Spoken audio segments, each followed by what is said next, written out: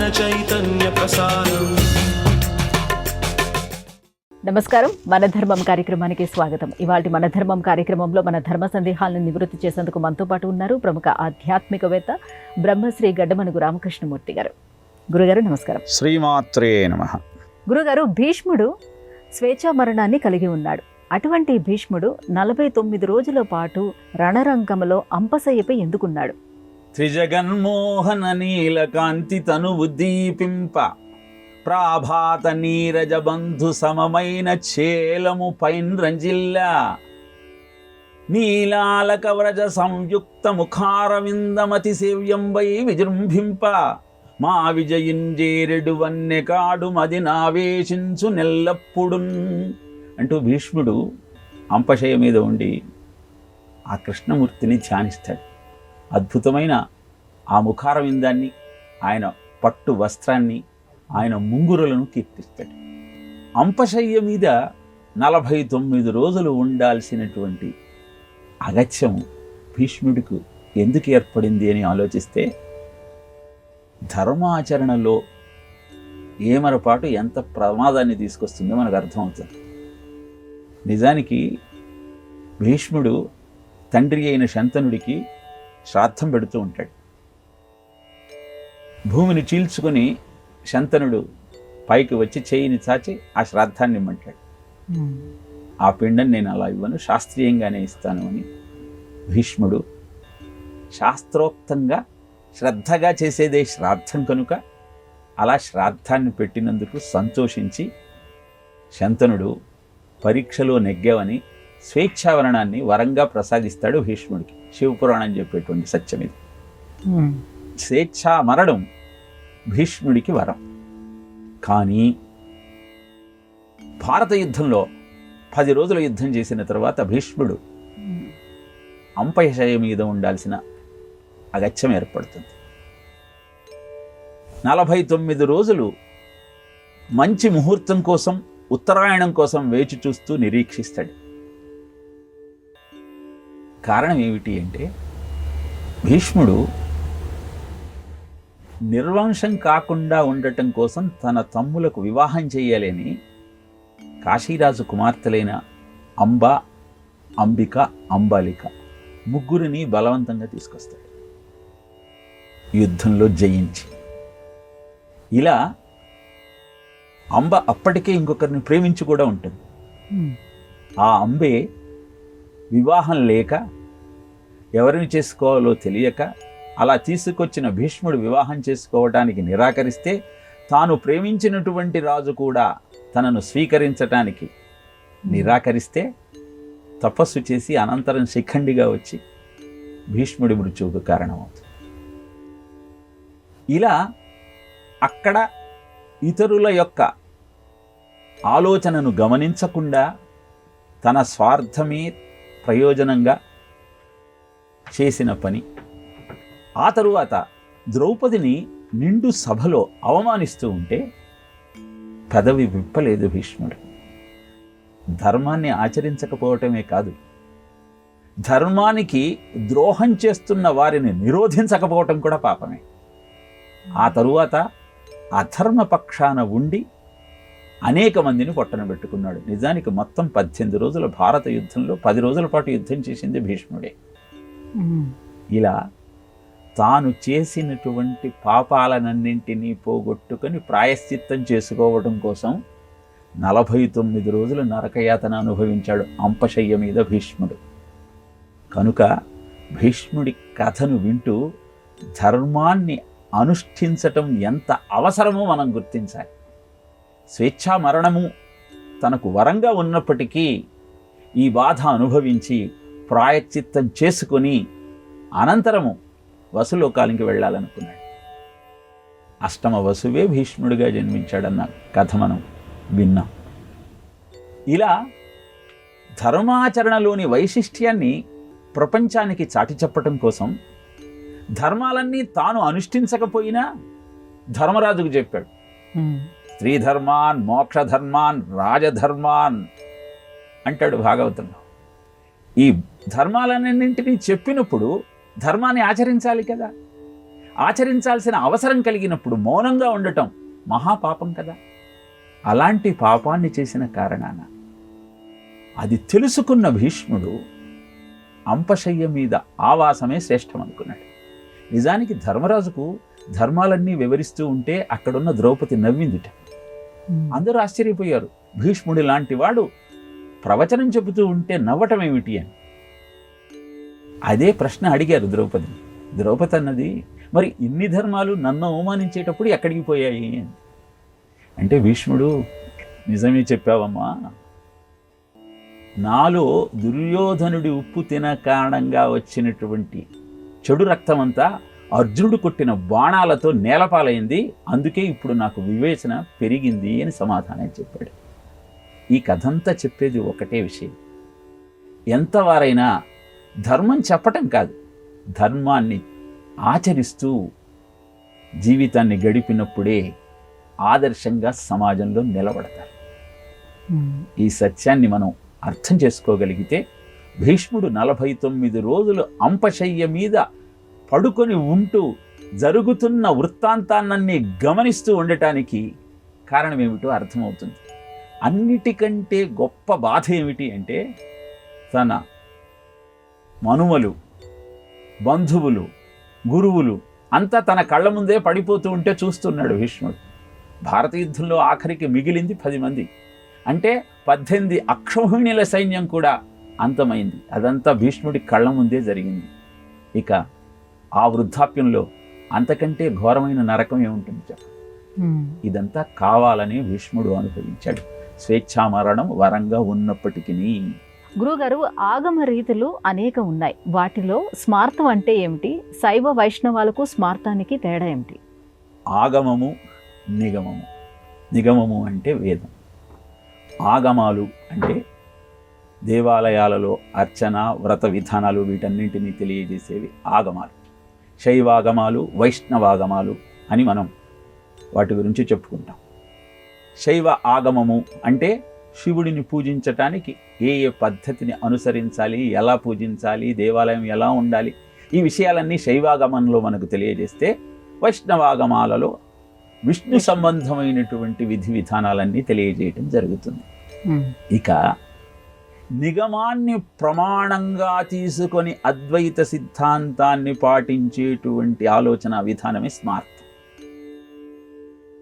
ఈ అద్వైతాన్ని అంతటా ఉన్నది ఒకే చైతన్యం అన్న భావన, అహం బ్రహ్మాస్మి, తత్వమసి అన్న ఆలోచన అద్వైతానికి మూలం.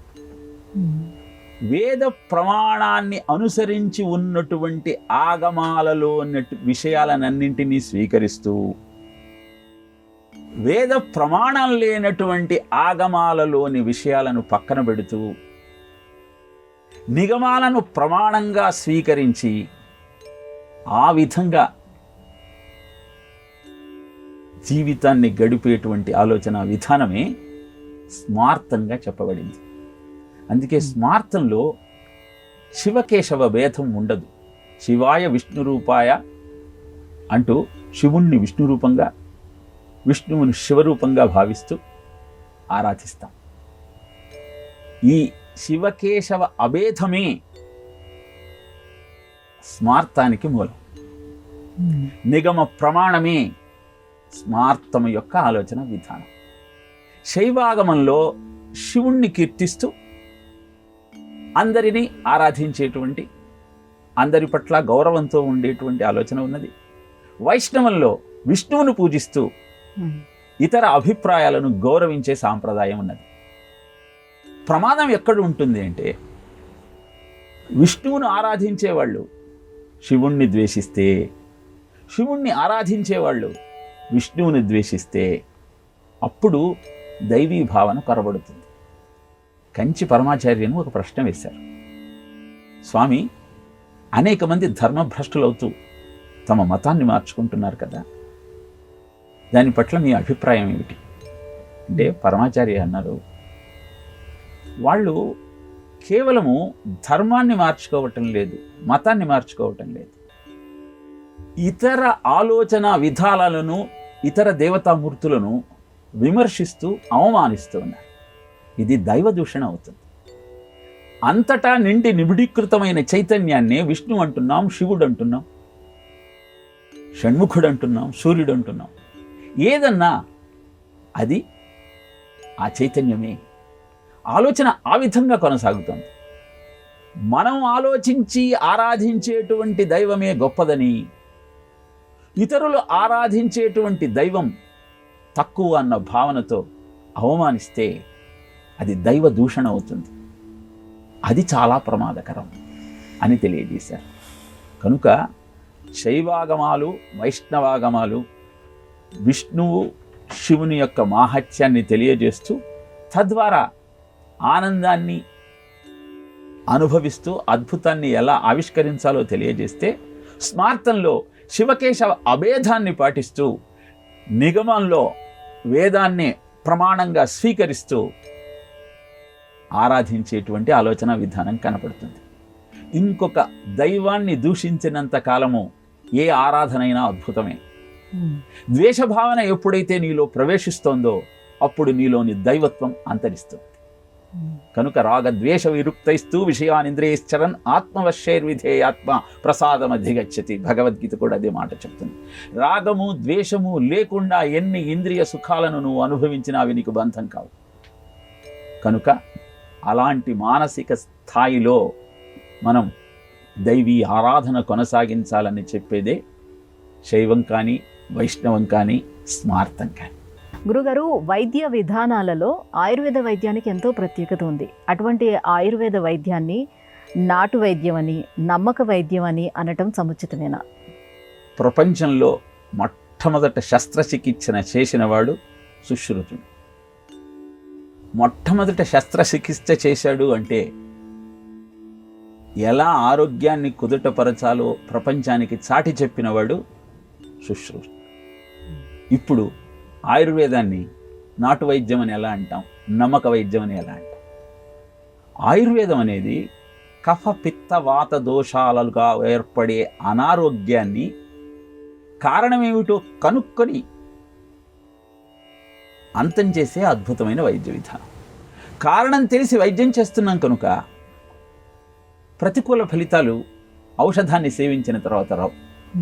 కానీ ఆధునిక వైద్య విధానంలో మనకు ఔషధాన్ని ఇచ్చేటప్పుడే చెప్తారు, దీనివల్ల ఎలర్జీ రావచ్చు, దీనివలన ప్రతికూల పరిస్థితులు, సైడ్ ఎఫెక్ట్స్ కలగవచ్చు అని.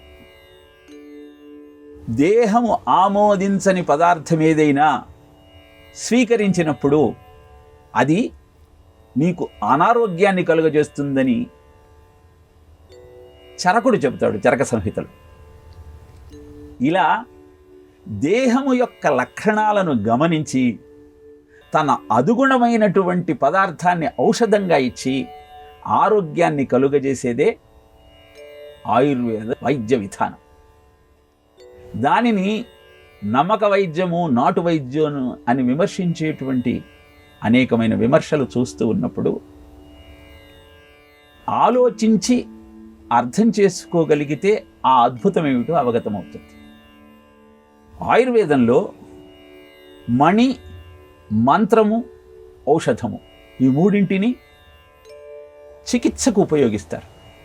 పురుష సూక్తాన్ని పారాయణ చేయటం వల్ల షుగర్ తగ్గుతుంది. స్త్రీ సూక్తాన్ని పారాయణ చేయటం వల్ల జన్యు సంబంధమైన వ్యాధులు నయమవుతాయి. విష్ణు సహస్రనామాన్ని పారాయణ చేయటం వల్ల విష జ్వరాలు అంతరించిపోతాయి. ఇలా ఒక్కొక్క స్తోత్రాన్ని పారాయణ చేస్తూ చికిత్సను అందించే విధానము చరక సంహితలో చెప్పబడింది. ఔషధంతో పాటు అంటే శబ్దశక్తి ఎలా జీవనాన్ని అద్భుతంగా మారుస్తుంది అని తెలియజేసింది. అలానే ధరించే మణులు పగడాల మాలికతో జపం చేయటం వల్ల మనస్సు ప్రశాంతత కలుగుతుంది. రుద్రాక్ష మాలికతో జపం చేయటం వల్ల బీపీ తగ్గుతుంది, ఎర్ర రక్త కణాలు పెరుగుతాయి అని సశాస్త్రీయంగా పరిశోధన చేసి నిరూపించిన తరువాత అది నమ్మక వైద్యం ఎలా అవుతుంది? నిజమైన వైద్యం అవుతుంది. అందుకే ఆయుర్వేదాన్ని ఆచరిస్తూ తదనుగుణమైన చికిత్స తీసుకున్నవారు రోగాన్ని నయం చేసుకోవటంలో కొంత జాప్యం జరిగినప్పటికీ, ఎందుకంటే కారణం అనేది గుర్తించి దాన్ని నయం చేయాలి కనుక, ఆ తరువాత ఎలాంటి సైడ్ ఎఫెక్ట్స్ లేకుండా జీవనం గడగలుస్తున్నారు. కానీ షుగర్ వ్యాధికి, మధుమేహానికి ఈరోజు ప్రారంభించిన డోస్ ఏదైతే ఉందో కొన్ని సంవత్సరాల తర్వాత అది తగ్గదు, పెరుగుతుంది. ఎందుకు? నీ శరీరము ఈ తీసుకునే ఔషధానికి అలవాటు పడిపోయి దాని ప్రభావం నీ శరీరం మీద లేకుండా చూసుకుంటాం. కారణం కార్యానికి మందు వేస్తున్నాం, కానీ కారణానికి మందు వేయటం లేదు. అందుకే ఆయుర్వేద చికిత్స భారతీయ ఋషి ద్వారా మనకు అందింపబడిన అద్భుతమైన వైద్య విధానం. దాన్ని మన శరీరాన్ని తత్వానికి అనుగుణంగా మార్చుకొని తీసుకునే ఆహారము, చేసే ఆలోచన, తిరిగే ప్రాంతము, ఆహారము, వ్యవహారము, ఆలోచన, ఈ మూడింటిని గుర్తించి దేహ తత్వాన్ని తెలుసుకొని వైద్యుడు ఔషధాన్ని ఇస్తాడు. ఆయుర్వేదంలో సత్యాన్ని గుర్తించగలిగితే నాటు వైద్యము, నమ్మక వైద్యము అన్న మాట పక్కకు పెట్టి నిజమేమిటో గుర్తించి అద్భుతమైన ఆరోగ్యంతో మనం మనగలుగుతాం. ఆయుర్వేదంలో యోగాను అనుష్ఠిస్తూ అనులోమ విలోమ ప్రాణాయామం ఎన్నిసార్లు చేయండి అని తెలియజేస్తూ చికిత్స చేసే వైద్య విధానం కూడా ఉన్నది. ఇలా అష్టాంగ యోగాన్ని, ఔషధాన్ని, మణిని, మంత్రాన్ని ఇన్నింటిని ఆధారంగా చేసుకొని ఆరోగ్యాన్ని సంస్కరించుకునే అద్భుతమైన వైద్య విధానమే ఆయుర్వేదం. గురుగారు, ఈ కలియుగంలో భగవత్ సంకీర్తనానికి మించినటువంటి ధన్యోపాయం మరొకటి లేదని అంటారు. ఈ నేపథ్యంలోనే అవసన కీర్తనం అంటే ఏమిటి? అవసన కీర్తనము, యత్నపూర్వక కీర్తనము అని నామ సంకీర్తనలలో 2 విధాలు ఉంటాయి. అవసన నామ కీర్తనము అంటే అప్రయత్నంగా, తెలియకుండానే నామ సంకీర్తన చేసే విధానాన్ని అవసన కీర్తనము. వశములో లేకుండా ఏం జరిగినా సరే రామ అన్న మాట వస్తుంది నోట్లోంచి, నారాయణ అన్న మాట వస్తుంది. భోజనం చేస్తూ రామరామ, కూర్చుంటూ నారాయణ, మాట్లాడుతూ మధ్యలో ఓం ఓం ఓం, ఇలా తెలియకుండానే అప్రయత్నంగా నోటిలో నుంచి ఆ భగవన్నామం రావటం అనేది పూర్వజన్మ సుకృతం. అందరికీ ఆ ఆలోచన కలగదు. అనేకమైన అపశబ్దాలను అలవాటుగా నోటిలో నుంచి ఉచ్చరిస్తున్న మనం భగవన్నామాన్ని ఉచ్చరించాలన్న విషయాన్ని మర్చిపోతున్నాం. పిల్లలకు కూడా అనేకమైన పేర్లు పెట్టుకుంటూ ఉన్నాం. పెట్టుకున్న భగవన్నామాన్ని పక్కకు పెట్టి ఎందుకు పనికిరానటువంటి ఊత పదాలతో లేదా నామాలతో పిల్లలను సంబోధిస్తూ ఉన్నాం. నిజానికి పిల్లలకు భగవన్ నామాన్నే ఎందుకు పేరుగా పెడతారు అంటే, అలా ఉచ్చరించటం అలవాటైతే అంత్యకాలంలో పిల్లలు గుర్తుకొచ్చి నారాయణ నామాన్ని చెప్పిన ముక్తి దొరుకుతుంది. మరి ఆ విషయం మనకు తెలుసు కదా. అంత్యకాలంలో ఒక్కసారి నామం చెప్పుకుందాం సరిపోతుంది అనుకుంటే అప్పుడు స్ఫురణకు రాదు. ఇప్పుడు స్మరిస్తే అప్పుడు స్ఫురిస్తుంది. ఇలా అవశనామ కీర్తన యొక్క వైశిష్ట్యాన్ని స్కాంద పురాణంలో తెలియజేస్తాడు. ఒక స్త్రీమూర్తి భర్త గతించిన తరువాత అధర్మ మార్గాన సంచరిస్తూ విశృంఖలమైన జీవితాన్ని గడుపుతూ ఉంటుంది. ఆ స్త్రీమూర్తి ఒక రాత్రి దూడను చూసి మేక అనుకొని సంహరించి భక్షించే ప్రయత్నం చేస్తూ ఆఖరి నిమిషంలో గుర్తించి శివ శివ ఎంత తప్పు చేశాను అనుకుంటా. ఇలా అప్రయత్నంగా ఆమె నోటి వెంట శివనామం ఉచ్చరించబడింది. ఆ ఉచ్చారణ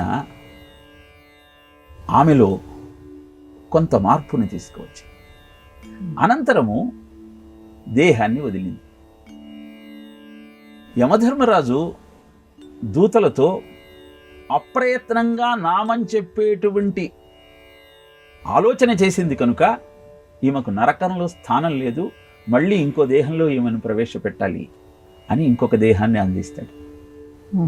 ఇంకో దేహాన్ని పొందినటువంటి ఆ తల్లి నిజం తెలుసుకుంది కనుక పశ్చాత్తాపంతో నిరంతర భగవన్నామం చేసి ముక్తిని పొందింది. ఇలా అప్రయత్నంగా నోటి వెంట భగవన్నామం రావాలి అంటే పూర్వపుణ్య ఫల దివ్య జ్ఞాన సంపత్తితో, పూర్వజన్మలో మనం చేసుకున్న పుణ్యం ఫలితంగా మాత్రమే భగవన్నామం మన నోటిలో నుంచి వస్తుంది. మనం రా అన్నప్పుడల్లా శివుడు చెవిని ఇలా పెట్టి వీడు మా అంటే వీడి ఖాతాలో పుణ్యం వేద్దాం అనుకుంటాడు. మనం మా అని ఎందుకంటాం? రారా రాపో రారా ఇలా ఏదో అంటాం, కానీ రామ అనే మాట అనే ప్రయత్నం చెయ్యం. కాబట్టి పూర్వజన్మ పుణ్య ఫలంగా మాత్రమే భగవన్నామాన్ని ఉచ్చరించాలన్న ఆలోచన మనకు కలుగుతుంది. బతికినంత కాలము నీ నామము మరువను గాని మరణకాలమందు నీ మరతునేమో, ఆ వేళ యమదూతలాగ్రహంబున వచ్చి ప్రాణముల్ వెకలించి పట్టునప్పుడు కఫపాత పిత్తముల్ గ్రమ్మగా భ్రమచేత కఫబుద్ధము మంది కష్టపడుచు నారాయణ అంతు తలతును లేక తలవలేను నాటికిప్పుడు చేతు నీ నామస్మరణ అంటాడు. అందుకే మనం అప్పుడు మనకు నారాయణ అన్న ఆలోచన చెయ్యాలన్నటువంటి స్మృతి కూడా ఉండదు. కనుక ఇప్పటి నుంచే మనం నారాయణ నారాయణ నారాయణ అనుకునే అలవాటు చేసుకోగలిగితే అప్రయత్నంగా అప్పుడు మన నోటి నుంచి నారాయణ అన్న నామం వస్తుంది. తత్కారణంగా మళ్ళీ మాతృగర్భంలో ప్రవేశించాల్సిన అగత్యము మనకు ఏర్పడదు. కనుక అవశనామ సంకీర్తన అనేది పూర్వజన్మ పుణ్య ఫలం కారణంగా మనకు దక్కే వరం కనుక అలా అప్రయత్నంగా నోటి వెంట భగవన్నామాన్ని తెచ్చుకోవాలి అంటే ఈ జన్మను సార్థకం చేసుకుంటూ నిరంతరము భగవన్నామాన్ని ఉచ్చరిస్తూ మన జీవితాన్ని ధన్యం చేసుకునే ప్రయత్నం చేద్దాం. గురుగారు, న్యాయ రీతులలో విషక్రిమి న్యాయం అంటే ఏమిటి? విషంలో ఉన్న క్రిమి ఆ విషాన్ని తిని బ్రతుకుతుంది. దీన్ని విషక్రిమి న్యాయము అంటారు. నేటి సమాజానికి అద్భుతంగా సరితూగే న్యాయం ఈ విషక్రిమి న్యాయం. చాణక్యుడు నీతి దర్పణంలో ఈ న్యాయాన్ని గురించి ప్రస్తావన చేస్తాడు. ఒక ఆసామి ఒక ఊరికి వెళ్ళి అక్కడ ఉన్నటువంటి గ్రామస్తుడిని ప్రశ్నించాడు, ఈ గ్రామంలో గొప్పవాడెవడు అంటే కనపడుతున్న ఈ తాటి చెట్టే గ్రామంలో ఉన్న అందరికంటే చాలా గొప్పది అన్నాడు. తన పళ్ళతో అందరి ఆకలి తీరుస్తోంది. సమర్థుడెవరు అని మళ్ళీ ప్రశ్నించాడు. పరదార ధనాదులను దొంగిలించే ఆలోచన ఉన్న ప్రతివాడు సమర్థుడే. దాత ఎవ్వడు అని అందరి బట్టలను ఉతికి తీసుకువచ్చేటువంటి వాడే మాలిన్యాలను తొలగించి అందరికీ ఆనందాన్ని కలిగించే ప్రయత్నం చేస్తున్నాడు కనుక అతనే గొప్ప దాత అన్నాడు. వెంటనే మరి ఇలాంటి పరిస్థితులలో నువ్వెందుకున్నావయ్యా ఇక్కడ ఈ గ్రామంలో అంటే గత్యంతరం లేదు, విషంలో ఉన్న క్రిమి విషాన్ని తిని బ్రతుకుతున్నట్టు ఈ గ్రామంలో నేను జీవిస్తూ ఉన్నాను అని సమాధానం చెప్పాడు. ఈ విషక్రిమి న్యాయాన్ని ఎందుకు ప్రస్తావన చేస్తారు అంటే చుట్టూ ఉన్న పరిస్థితులన్నీ భయంకరంగా ఉన్నప్పుడు తల ఒగ్గి తప్పదు అలానే మనము ఉండాలి అన్న ఆలోచన చెయ్యాలా, లేక వాటిని ప్రక్షాళన చేసే ప్రయత్నం చెయ్యాలా? సామాన్యంగా అందరము ఒక వరుసలో నిలబడి ఒక బస్సో రైలో ఎక్కుతూ ఉన్నాం, ఏదో టికెట్ తీసుకుంటాం. ముందర అందరూ వరుసగానే నిలబడతారు. ఆఖరికి వచ్చిన వాడికి ఒక ఆలోచన వస్తుంది, నాకు టికెట్ దొరకదు, బస్సులో కూర్చోవడానికి ప్లేస్ దొరకదు అని ఏం చేస్తాడు? ముందర పరిగెత్తుతాడు అందరికంటే. వెంటనే ఆ విషయం అందరిలో అంకురిస్తుంది. అందరూ అలా ముందుకు వెళ్ళే ప్రయత్నం చేస్తారు తప్పితే నువ్వు వరుసలో నిలబడి మాతో పాటు రమ్ అని చెప్పి అతనిని గద్దించి అడిగే ప్రయత్నం చేయరు. ఎందుకు? వాడితో గొడవ పడటం ఎందుకు? ఆ విషయాన్ని మనం కూడా కొద్దిగా తీసుకుందాం, మనం కూడా తోసుకుంటూ లోపలికి వెళదాం, ఆ ప్రాంతాన్నంతా గందరగోళంగా మారుద్దాం, అప్పటిదాకా ఉన్న క్రమశిక్షణకు తిలోదకాలు ఇద్దామని ఆలోచన చేస్తాను తప్పితే అలా చేస్తున్న వాడిని నియంత్రించి వాతావరణాన్నంతా సంస్కరిద్దాం. మనం నిలబడితే వాడు వెనక్కు వెళతాడు, మనం ముందరికి వెళ్ళి వాడిలాగా ప్రవర్తిస్తే ఆ ప్రాంతమంతా ఆ క్రమశిక్షణంతా విషతుల్యమవుతుందన్న ఆలోచన మనం చెయ్యం. ఈనాటి సమాజంలో కనపడుతున్న స్థితికి దర్పణంగా విషక్రిమి న్యాయాన్ని ప్రస్తావన చేస్తూ ఉంటారు. అప్పటిదాకా ఫ్లైట్లో అందరూ కూర్చొని ఉంటారు, వచ్చి ఆగి ఉంటుంది, ఇంకా దిగేటప్పుడు ఎక్కడ లేని తొందర అక్కడే కనపడుతుంది. ఒక్క 2 నిమిషాలు ఆగితే అందరూ దిగవచ్చు, కానీ ఒక్కడు చేస్తాడు తన సూట్ కేసు ముందర తిరిగి తొందరగా వెళ్ళాలన్న ఆలోచనతో. అందరూ అతని వెంట పడతారు. ఇలా పరిస్థితులను విషంగా మార్చేస్తూ ఆ విషంలో ఆ విషాన్నే తిని బ్రతికే క్రిమిలాగా మనం బ్రతకకుండా ఆ విషాన్ని ప్రక్షాళన చేస్తూ జీవితాన్ని సంస్కరించుకొని అందరికీ ఆదర్శంగా ఉండాలన్న ఆలోచన చేయగలిగినప్పుడు విషక్రిమి న్యాయం అంతరించి అమృతతుల్యమైన జీవితం మనందరికీ సిద్ధిస్తుంది. కనుక అలాంటి ప్రయత్నమని చెయ్యమని చెప్పటమే నీతి దర్పణంలో చాణక్యుడు మనకు తెలియజేసిన ఈ విషక్రిమి న్యాయం. గురువుగారు, ఇవాళ మన ధర్మం కార్యక్రమంలో మాకు వచ్చినటువంటి సందేహాలన్నీ కూడా నివృత్తి చేసినందుకు ధన్యవాదాలండి. కృష్ణార్పణ. ఇది ఇవాళ మన ధర్మం కార్యక్రమం. రేపటి మన ధర్మం కార్యక్రమంలో మళ్ళీ కలుసుకుందాం. నమస్కారం. ఈ కార్యక్రమాన్ని తిరిగి చూడాలనుకుంటే www.youtube.com/ETV Life Spiritual లో చూడవచ్చు.